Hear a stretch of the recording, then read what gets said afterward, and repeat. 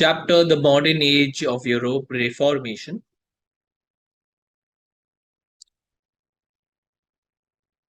Let's see what we are going to cover in this chapter.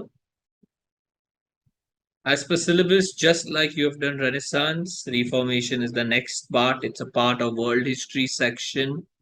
Second part of the third to three parts of the modern age of Europe and picture study questions are possible. A total of 27 questions you're going to do from the notes of mine. Syllabus first to five will introduce you to what is Reformation.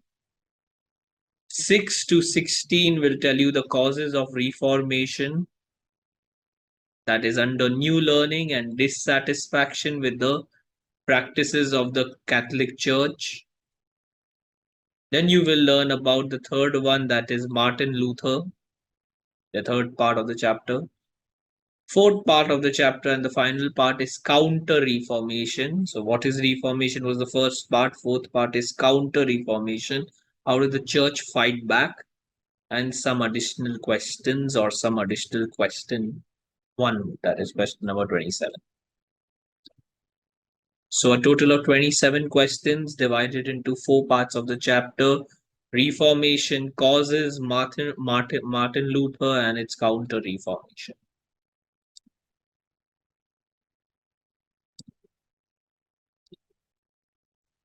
Let's see the first part. What is Reformation? An introduction to the chapter. Let's see the first question. What is known by Reformation?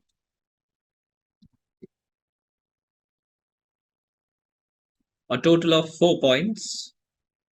Group of religious movements. Reformation was the name given to a group of religious movements of the 16th century. So after Renaissance, Reformation happened. A group of religious movements in the 16th century launched by the Christians against the various drawbacks of the church and the objectable practices of the clergymen. Point number two, the main target of these movements was the Pope, who was the highest authority in the church hierarchy. The Reformation broke out in a number of countries like England, France, Germany, Czechoslovakia, Switzerland, and Scotland. Different names, although these movements were organized by different people under different names, they are collectively known as the Reformation movement because they aimed at reforming the existing church. So quickly revising the first 3 points because it's the meaning and it makes the base of your chapter. A group of religious movements was called Reformation. 16th century it started in. It was started by the Christians against the drawbacks of the church and the objectable practices of the clergymen, which the Christians did not like. It was the main target was the Pope. It started in a number of countries like England, France, Germany, Czechoslovakia, Switzerland, and Scotland. Although different countries made different people did it, but together the term was given as Reformation because they wanted to reform the entire existing church system. Fourth point, 3 dimensions. These movements, which were initiated by the Christian priest named Martin Luther in Europe. So it started by whom? Martin Luther in Europe. We're going to learn about him in detail. By the 16th century, these religious movements came to a climax, which had 3 dimensions. First one, the church was split into 2 divisions. So the Catholic Church split into 2 divisions. The Roman Catholics was the first division. The Protestants was the second division. Second point, so this is a very important point, can come as a separate question also. A large number of reforms which the Catholic Church were achieved by counter reformation. So the church did make some changes. So whatever the problem was there in the church, whatever drawbacks were there in the church system, or whatever drawbacks were there with some clergymen, The church made the initiative to make the change, and these were known as Counter Reformation, where a group of churchmen introspected and decided to purify the Roman Catholic Church of its abuses. तो जो भी गलत हो रहा था, जो भी abuse हो रहा था, whatever uh, objectable practices were there, they were removed, and this concept came to be known as Counter Reformation. And finally, lastly, many European rulers resisted the church intervention in politics, which gave rise to nation states. So during this phase, many rulers also did not like the church's interference. We are speaking about Europe at the moment, world history. Many rulers, European rulers, also did not like church's interference in politics, which as a result gave rise to nation states. So these 3 points revising is all initiated by Martin Luther. The church eventually split into Roman Catholics and Protestants. Counter Reformation was done to purify the church abuses. Jo garbad ho raha tha, that had to be purified. That came to be known as Counter Reformation. And many European rulers did not like church intervention in politics, which gave rise to nation states. Question number 2, the Reformation movement created a split between the Christian church. Explain, we did this. They split into two factions. Which were they? Let's see. The first one, Roman Catholics, those who continue to remain loyal with the Pope at Rome. The second ones were the Protestants. They broke away from the church at Rome. However, all Protestants did not share the same religious belief and rituals. The Protestants of one country and those of another differed from each other in many ways, but their main section was that they had split away from the church, Christian church at Rome. That is, they split away, they broke away from the Pope. But however, once again, the Protestants of one country did not share the same beliefs as the Protestants of another countries. Question number 3. By what names was these Protestantisms known as? That is, different countries with different names. They were known by Calvinism, Presbyterianism in Scotland, Puritanism in England. Question number 4. What was Calvinism, or what is meant by Calvinism? An extreme form of Protestantism was Calvinism. Extreme here means it goes up to an extent where there may be bloodshed, a little of killing. Presbyterianism of Scotland and Puritanism of England were similar to Calvinism in simplicity, strictness, and austerity. Once again, the extreme form of Protestantism was Calvinism. However, the two P's, Presbyterianism and Purism of Scotland and England respectively, were similar to Calvinism in simplicity, strictness, and austerity. Finally, last question, that is for the meaning. What is known as the Protestant movement? What is known as the Protestant movement? The Protestant movement was a movement against the church and their objectable practices. It started in different countries with different names, but collectively was known as Reformation. We will put an R here if this question is repeated. This was there on top also in the meaning. Going to the second part of the chapter, causes of Reformation. Question number 6 to 16 are the total Reformation causes. First one is new learning. Dissatisfaction with the practices of the Catholic Church. Under that, you have 5 of them: corruption of the church, movements against the church, economic factors, rulers, resentment, and finally the immediate cause. Let's see each one in detail. So, as we discussed, question number 6 onwards, causes of Reformation. Let's do the first one. Here it's given in table form also. New learning. Explain how new learning led to Reformation. 5 points. First one, Renaissance scholars. The spread of new learning and the spirit of inquiry was developed by Renaissance scholars. So the new learning came into the picture from Renaissance all the way into the Reformation. Printing press was also there in the previous chapter. The invention of the printing press made it possible to print the Bible in vernacular languages and bring it to the layman or bring it into the reach of the common people. Third one, question everything, including the authority of the Pope. The Renaissance, which was the previous chapter, encouraged questioning, that is, spirit of inquiry, developed critical attitude, and broadened the mental outlook.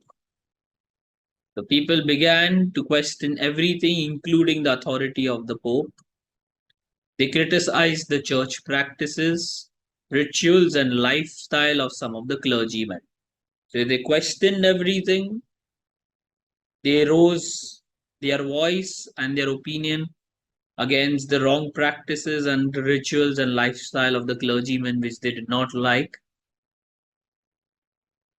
Reach God without a priest. They began to feel that they could reach God without the intervention of a priest.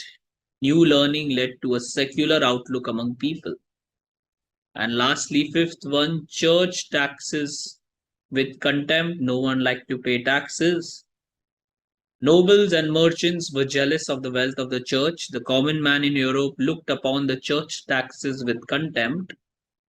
This changing attitude of people towards the church led to the growth of a secular idea. Moving to dissatisfaction with the practices of the Catholic Church. How did dissatisfaction with the practices of the Catholic Church give rise to Reformation? 2 points. First one, headed by the Pope in Rome. The Catholic Church during the medieval period had become a vast hierarchical organization with the Pope at the head. So the church during medieval period was growing and growing and growing, and it had set up hierarchical orders who will be on the top, who will be at the middle and lower, and so on and so forth. The Pope was the head of the entire hierarchical order, that is the Catholic Church. The Pope was the supreme authority over the entire hierarchy, and he exercised this authority directly. Second one, systematic efforts were made to extend the authority of the church. So our church was not happy with, was not content. They were continuously growing to extend the authority of the church over everyone, high and low. But during the 14th century, people became dissatisfied with some of the church practices, and dissatisfaction with the church practices paved the way for Reformation movement. So here we are saying that the church has become a systematic order. They have tried to grow their system and control everyone, high or low. In this process, they have made a lot of people unhappy. That's why we have this answer, dissatisfaction with the practices of the Catholic Church, which eventually gave rise to Reformation. Three practices which caused this, we have four of them, five of them in total. We do the first one, corruption in the church. Question number 10, explain how corruption in the church gave rise to Reformation. 6 points. First one, moral decay crept in the functioning of the church. In the beginning, the clergy led an exemplary life and commanded great respect in the society. But with the passage of time, so in the start, the clergy are living and doing their work correctly, and they were getting a lot of respect in the society. But as time passed, moral decay crept in to some of the areas of the functioning of the church. How? Let's see, lived in luxury. Some of the clergy lacked proper education, and some lived in luxury, and neglected their religious duties. They promised salvation in exchange of fees. Now, that's a big thing. Church is promising salvation in exchange of money, which is not a good sign. It shows signs of moral decay. ऐसा लेके salvation is not possible. Fourth one, marriage lawful or unlawful. They could pronounce a marriage lawful or unlawful, and at that time, to do such a thing was not common. The church took it on themselves that we can declare a marriage lawful and unlawful, and at that time, it was not that common. Fees for every transaction from birth to death, the church was charging.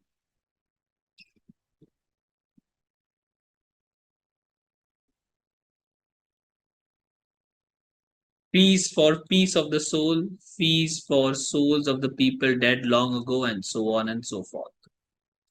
This is all signs of moral decay. One more point here, very important, can come as a fill in the blank. In the prayer of folly, these practices were severely criticized by the people. Erasmus exposed in his book In the Prayer of Folly and set up the ground for Reformation movement. Erasmus wrote a book, Prayer of Folly, in which he exposed the working of these methods which were criticized and set up the ground for Reformation. Here is the picture of Erasmus.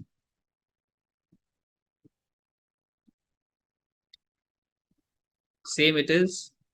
Who was Erasmus? Named the book. Desiderius Erasmus was a Dutch philosopher and humanist who is said to have prepared the ground for Reformation movement by exposing the church and their objectionable practices like charging fees for salvation in his book In the Prayer of Folly. Sorry, In the Praise of Folly. Before we go ahead, his name can come as fill in the blanks, and one small note. Here there's a little typing error. It is In the Praise of Folly, the name of the book.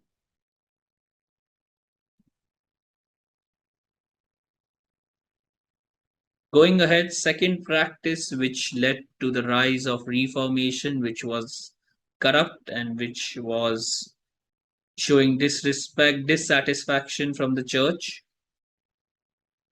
movements against the church. Explain how movements against the church gave rise to Reformation. First movement, anti-church movement. Let's see anti-church movements. Before that, here is a question. Explain what role did John Wycliffe play in the rise of Reformation movement against the church? So anti-church movements are related to John Wycliffe. Anti-church movements began in Europe in the Middle Ages. So you're going against the church. These movements labeled the lives and certain practices of the clergymen as scandalous and immoral. John Wycliffe, image is there. By profession, he was an English priest and Oxford professor. Anti-church, he criticized the worldliness of the church and some of its practices. He declared that the Pope was not Christ's representative on earth but Antichrist. So he's going against the church. He's saying some of the worldliness of the church is not right. He declared that the Pope was not Christ's representative but Antichrist. What did he say? Point number 2, Bible as the sole guide for salvation. Now, the fact that he's going against the church, that's a brave move, but it has repercussions. It led to the expulsion of his from Oxford University where he was teaching. This created dissatisfaction among scholars. And 150 years, he challenged the church. 150 years before actually Martin Luther did. And as you will study in the coming pages, Martin Luther paved the way for Reformation movement. So John Wycliffe saw something 150 years before everybody else saw. This is the second one. Moving to the third one, economic factors. Explain how economic factors gave rise to Reformation. So, as we already saw, that the church was taking money, fees for salvation, and everything from birth to death. Obviously, economic factors was going to be a point. 5 points under this answer. First one, church had vast properties. In the Middle Ages, church had vast properties, which gave them ample income for the church. Next one, again, these are very important points. You have to know them. They have come as fill in the blanks and short answers. Sure, short.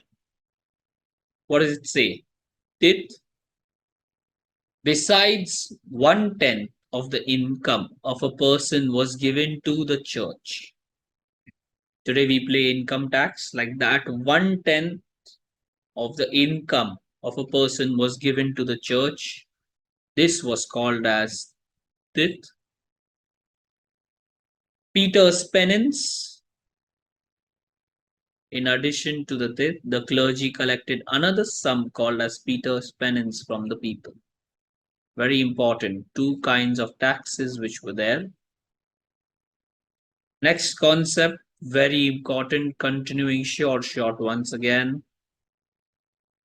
Letter of indulgences. Pope Leo X wanted to build St. Peter's Church. So what does he do? Pope Leo X, so he's a pope. His name is Leo X. Wanted to build a church. What was the name of the church? St. Peter's Church. So he started issuing pardon certificates called as indulgences to those who give money to the church, which would help them build the St. Peter's Church. So you give money and you get a pardon certificate. Indulgences were letters which remitted punishments, which cancelled punishments of the sinners who bought them. Both in this life as well as afterlife sounds a little not normal. So you can buy an indulgence by paying money to the church. And why does the church need money? The church needs money to build the St. Peter's Church. So they are giving you indulgences. Who did this? Pope Leo X. These indulgences were letters which cancelled, remitted the punishments, that is, cancel the punishments of the sinners, both in this life and afterlife. Life is sorted if you have an indulgence, but it's basically a wrong practice of morals. It's like a get out of jail card, and hence it did not work for a long time, or people started questioning it. So penance or punishment of a person. Now, normally priest used to impose a penance or a punishment on a person who had sinned, and he was required to perform a special service or make a pilgrimage to a holy place. If you've done sins, now you have to understand. Firstly, crime rate was very less at that time,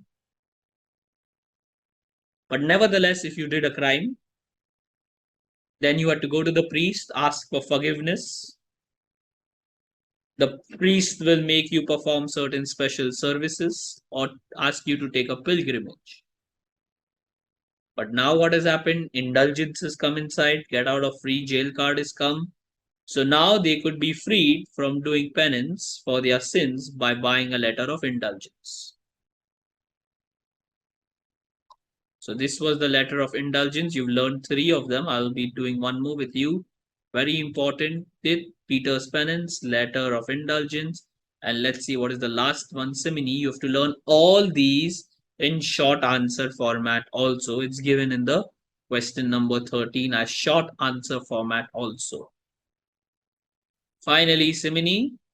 The church offices were given to the highest bidder. Church offices are up for bidding.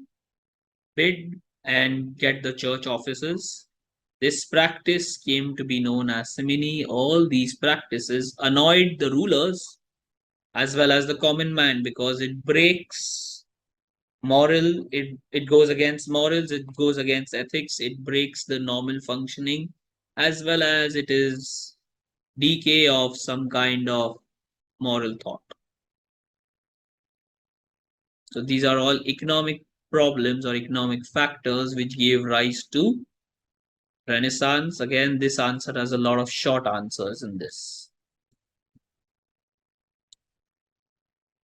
The fourth one, rulers' resentment. Fourth one, rulers' resentment. Why did the king support the Reformation movement? Pope's interference in political affairs. The kings supported the Reformation movement in order to weaken the church. There was Pope's interference in political affairs, which was opposed by the kings. The kings did not like the Pope interfering in the working of the king's politics and system. So the kings and the Pope were at conflict. The kings, in fact, did not like the Pope's interference. Second one, royal right to tax church properties. As early as the 13th century, rulers of Europe had quarreled with the popes over the royal right to tax church properties. The rivalry ended in the defeat of the papacy. What does this mean? This means the king said that as per the order, the king is the highest and the king has the right to tax church properties. That's what it says. The royal right to tax church properties. So there was a fight between the church and the king that the king is allowed to tax the church properties. Finally, the rivalry ended in the defeat of the church. Papacy means the church. And the church had to agree that yes, now the church will pay taxes to the kings. 15th one and the 14th one questions, the first half is the same. Explain how rulers' resentment caused dissatisfaction within the Catholic Church. So these 2 points are exactly the same. Pope's interference in political affairs, which the king did not like. And finally, the royal right to tax church properties, which ended with the defeat of the papacy. We did these 2 points. Now we are doing, they can ask you how these 2 kings, which were the 2 kings, Henry the 8th and King Philip, French King Philip IV. What did they do to reduce the power of the churches? Let's see. First one, French King Philip IV. He was a French king. This is the first point. Had forced Pope Clement V. French King Philip IV had forced Pope Clement V. So as we said, Philip IV and Pope Clement V. French King Philip IV forced Pope Clement V to leave his headquarters at Rome. And let's just zoom out a little.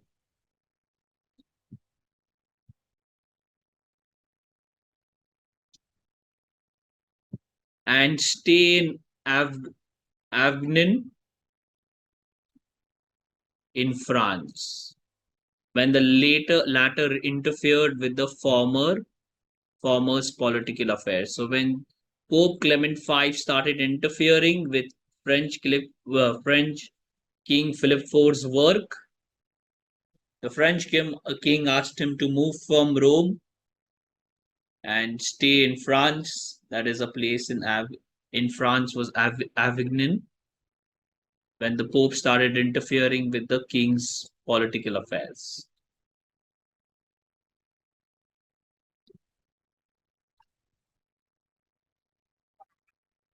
Then King Henry VIII, he did 2 activities or 2 actions against the Pope. First one, dissolution of small monasteries. Act of 1536, 1536. King Henry VIII, that was French King Philip IV, sorry, here it is King Henry VIII, hardly cared for the Pope. He got the church lands and in 1536 passed an act for the dissolution of small monasteries or monasteries whereby small monasteries with an income of less than £200 a year were closed and their buildings, their land, and their money was taken by the crown. So King Henry VIII wanted money from the church lands, so he took the lands, passed the rule in 1536, monasteries will be closed. Which monasteries? Who are earning less than £200 a year. Landlalia buildings were closed, land was taken away, money was taken away by the crown. 3 years later, 1539, he ordered large monasteries also to be closed. The monasteries were a reminder of the power of the church. Besides, the monasteries were the wealthiest institutions in the country. So he said, when I take away the churches or when I take away their lands, their crown, it not only reduces the power of the church, but the crown gets more money. And finally, why did he do this? Was because destroying the monastic system, Henry's lifestyle, which was lavish, along with his wars, had led to the lack of money. So Henry, as a king, lost a lot of money because of lifestyle and wars. So by destroying this monastic system, Henry could acquire all its wealth and property, while at the same time removing the influence of the Pope as well. So they can ask you any of these points separately or together. These were all called as rulers' resentment. That is, the rulers were not happy. Basically, the Pope started interfering with the rulers. That's why. Three examples are there: French King Philip IV and King Henry VIII, which took two actions, Act of 1536 and Act of 1539, one with respect of small monasteries, one with respect of large monasteries. The last cause,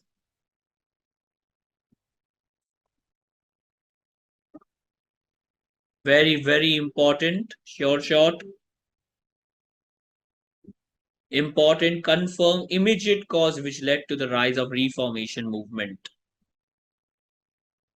First point out of the two, minor revolts were crushed long before the open bench with Rome. There were several cases of protest against the power of the Pope. These minor revolts were crushed with a heavy hand. So the early reformers met with failure. One example we had done was John Wycliffe, who fought against the church before Martin Luther did. Now Martin Luther does the same thing. The challenge was accepted by the German priest Martin Luther. He raised a strong voice and launched a movement against the abuses of the church and the authority of the Pope. This proved to be the immediate cause which gave rise to Reformation. Martin Luther is my next answer here. This is an immediate cause. Pehle chota revolts were crushed. Martin Luther did the final act, and it led to the rise of Reformation as an immediate cause.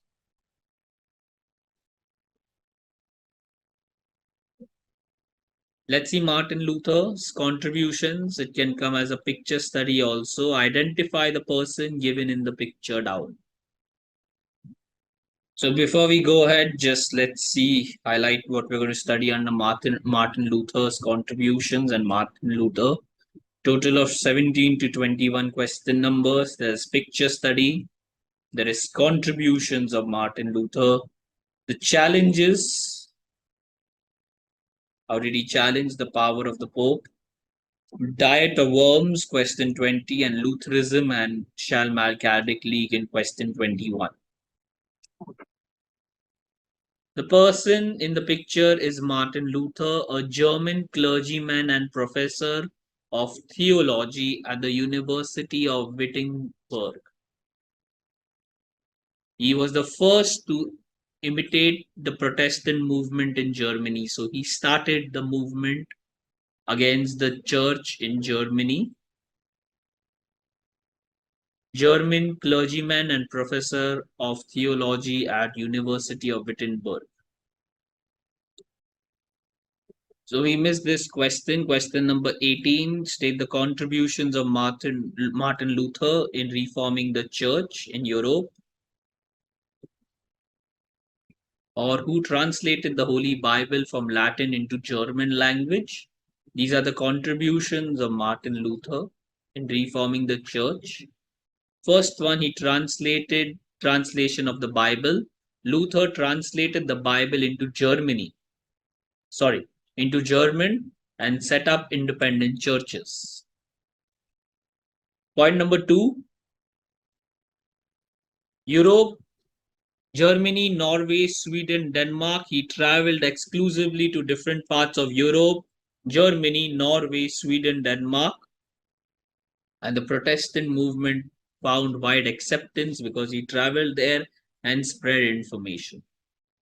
Last one, Lutheranism was recognized as a legal form of Christianity by a treaty known as the Peace of Augsburg in 1555.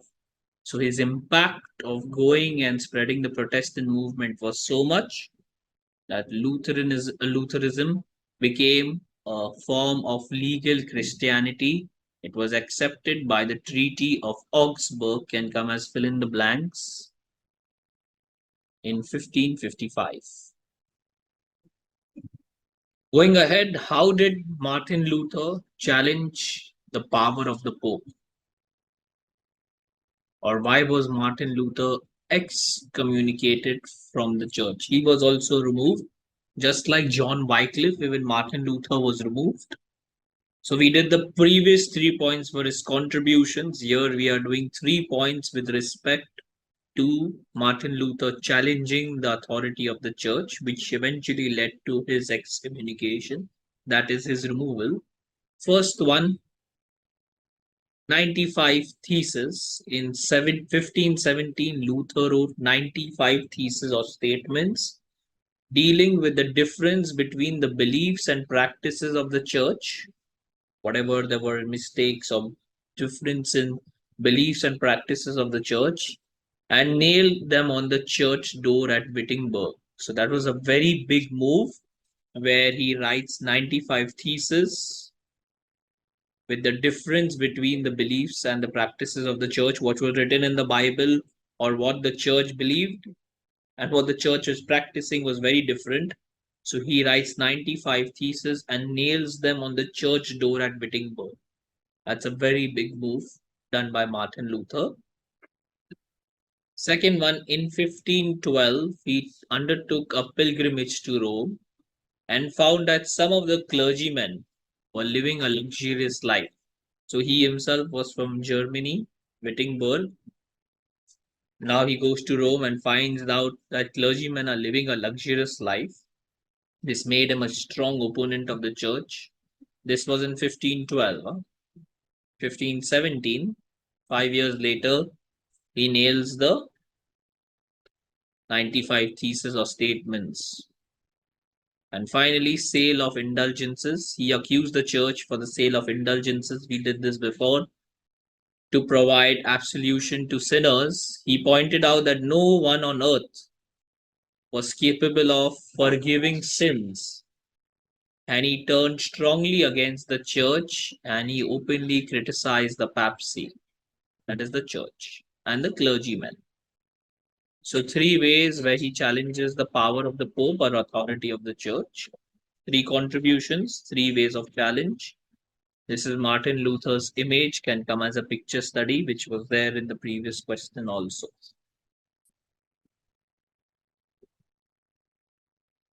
Question number 20. What is known as the Diet of Worms? Who supported him when he was outlawed? Let's see, Diet of Worms. And who supported him when he was outlawed? That is when Martin Luther was removed. Who supported him? So, Diet of Worms and German Protestant movements. So Roman Emperor Charles V, the Holy Roman Emperor Charles V, upon the request of the Pope, asked Luther to come at the Diet of Worms. So this was a feast which was held. It was a meeting which was held in which Luther was asked to come and defend his case before a grand diet which was held at the Worms. Worms is a city in Germany, and this was known as the Diet of Worms. So they called him there. They asked him to defend his case or present his views on whatever he had written, and so on and so forth. After his views were presented, let's see what happens. They decided writings be burnt and Luther be outlawed. The Diet of Worms was a council of high dignitaries and princes of Holy Roman Empire in 1521. The Diet ordered that Luther's writings be burnt and Luther be outlawed because he presented his case which was against the church. They said outlawed and burn his writings. But Luther had support of German rulers. We did know rulers' resentment. Rulers were against the church. Luther was against the church. So the enemy of enemy is your friend. So the kings defended Luther, and so no harm was done to him. This movement soon came to be described as German Protestant movement. Entire Diet of Worms and its outcome. Question 21. What was Lutheranism? Name the treaty that recognized Lutheranism as a legal form of Christianity. And what was Schellsmalkaldic League? Lutheranism became a recognized form of legal Christianity by a treaty. What was the name of the treaty? The Peace of Augsburg, 1555. In 1555, 9 years after the death of Martin Luther. So Lutheranism became a form of legal Christianity by the treaty Peace of Augsburg. The second head point is Schellsmalkaldic League. So this Peace of Augsburg Treaty was signed between the Schellsmalkaldic League, which was formed by Luther and German princes, and the Roman Catholic Church after a long civil war. So obviously the church was not going to allow a separate form of Christianity to get formed so easily, which eventually came to be known as Lutheranism. So there was a civil war which happened between the Catholic Church and the followers of Martin Luther. Now the followers of Martin Luther as well as Martin Luther was protected by German princes because obviously he was going against the church. So the church was going to declare war against Luther. We studied before they outlawed Luther, asked his writings to be burnt also. So there was going to be physical combat. So in physical combat, Luther needed an army. So his army, the German princes said, we will support you with an army. So basically, Schellsmalkaldic League is that where Luther and his followers were supported by German princes with a military army. So Luther and his followers was given protection by German princes, and this military army came to be known as the Schellsmalkaldic League. Eventually, they signed a treaty with the Roman Catholic Church after a long civil war and accepted Lutheranism as a separate form of Christianity. This was the Peace of Augsburg, which was in 1555, where Lutheranism was accepted, as we did before, as a form of Christianity after 9 years of death of Martin Luther.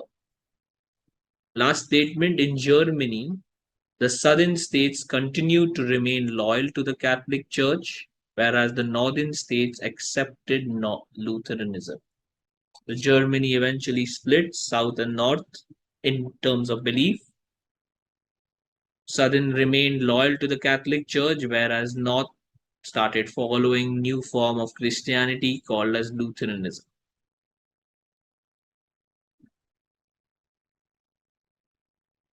And the Counter Reformation, we'll be studying questions 22 to 26. Three main subparts: Council of Trent, question 24, St. Francis Xavier, question 25, and Society of Jesus, question 26. Counter Reformation, question 22. What was Counter Reformation? Against the Roman Catholic Church. So the Reform movement was against the Roman Catholic Church and brought about the birth of Protestant Church. So people, as you have studied, went against the Roman Catholic Church, and going against the Roman Catholic Church brought about the birth of the Protestant Church. The name itself says they have protested against the church, hence a new birth of the Protestant Church has taken place. Now, the Catholic Church was not going to let go like that only. They said, we will also give it a fight. So, in order to restore the credibility of the Catholic Church, a large number of dedicated Christians, including popes, introduced several reforms within the church. So, they said, we are not letting it go like that only. Even if corruption has crept in or something has gone wrong, we will give it a fight and make those things corrected. So a large number of dedicated Christians, including some popes, introduced certain reforms within the church. This movement was known as the Counter-Reformation. Reformation, in simple words, was going against the Roman Catholic Church.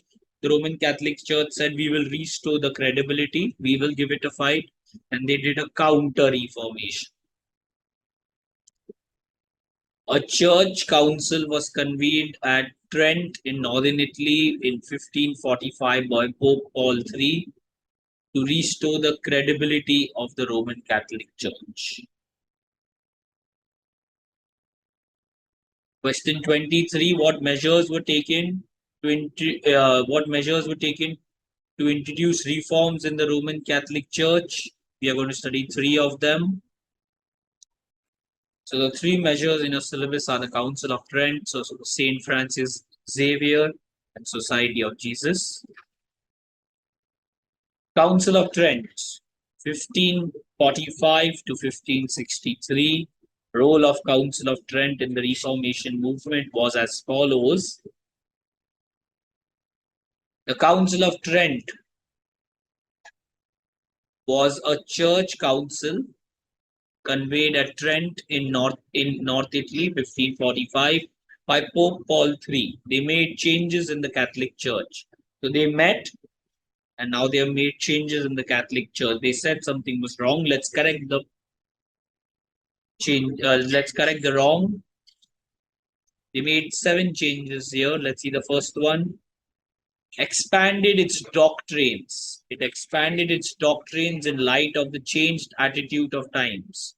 So the doctrines, the teachings, the books became a little modern, expanded its doctrines.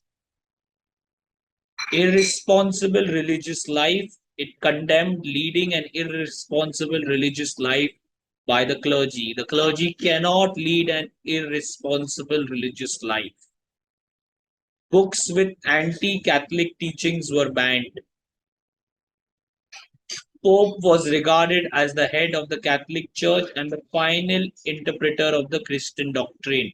Whatever Pope says is the final interpretation because the Pope is regarded as the head and has the maximum knowledge. It established centers known as seminars to educate and train priests. Charging of fees, it forbade. You're not allowed. Forbade means not allowed to charge fees by the church for conducting any religious service. Church cannot charge you money now. It advocated the use of local languages for preaching in the church. This was the Council of Trent, the role of Council of Trent. Moving to St. Francis Xavier, second one. Role of St. Francis Xavier in Counter-Reformation. Followers of Ignace Loyola. Saint Francis Xavier was the follower of Ignace Loyola. He traveled to China, Japan for the propagation of Christianity, that is, spread of Christianity. He also came to India and worked here till his death. Point number two, Church of Bom Jesus in Goa, his mortals. Yes, you heard it right. His mortals are today also found at the Church of Bom Jesus in Old Goa. You can go and view them, pray there. His selfless and dedicated service rendered by the Jesuits helped in restoring the credibility of the Roman Catholic Church. And the final one, Society of Jesus. So, role of Society of Jesus in Counter-Reformation, different religious orders. As a result of Counter-Reformation, different religious orders were founded. Different religious orders, in simple words, we can say subparts. So they are following the main traditions and everything, but there is minute difference which they do. That's why it's a religious order. Basically, we can say subparts. So because so much change was happening at that time in Christianity and church, different religious orders got formed. One of them was the Society of Jesus, founded by Ignace Loyola. Picture study. A Spanish noble, he studied theology in Sorbonne University. Theology is the study of God and nature or religious beliefs. And Sorbonne, obviously, Sorbonne University is in Paris. He founded a religious order by the name of Society of Jesus with the permission of the Pope. It speedily gained recognition and was successful in winning back adherents, that is, supporters in Europe, India, China, Africa, and America. This finishes your Counter Reformation chapter. We have additional question, just one. Question 27, the only additional question. Mention the names of two Jesuit missionaries who helped in restoring the prestige of Catholic Church, Sir Saint Francis Xavier and Ignace Loyola. This brings us to the end of the Reformation chapter.